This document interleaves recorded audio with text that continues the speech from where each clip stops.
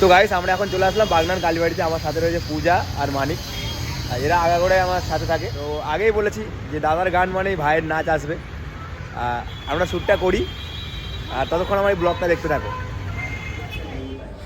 তো গাইস আমাদের কিছুটা শ্যুট এই বাগনান কালীবাড়িতে নেওয়া হলো।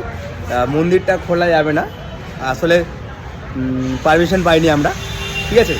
তো আমরা অন্য জায়গায় গিয়ে শ্যুট করবো, যেখানে মায়ের সামনে দাঁড়িয়ে নাচ করতে পারবো, হ্যাঁ, বা নাচের ভিডিও করতে পারবো, মায়ের পায়ে জবা দিতে পারবো।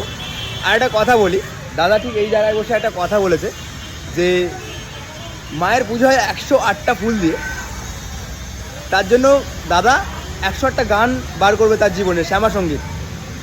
আর সো দাদার এই কথার অনুসারেই আমি একটা কথা বলছি, দাদা যদি 108টা গান বেরোয় তাহলে আমার 108টা ওই গানের নাচের ভিডিও বেরোবে।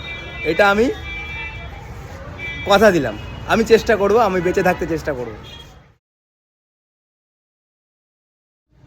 তো গাইস আমি এখন রয়েছি সদানন্দময়ী মায়ের কাছে। এই যে মায়ের মূর্তি দেখে জাস্ট মনটা ভরে গেল। সবাই এসো, মায়ের পুজো দাও, দেখবে তোমার সব ইচ্ছে পূরণ হয়ে যাবে।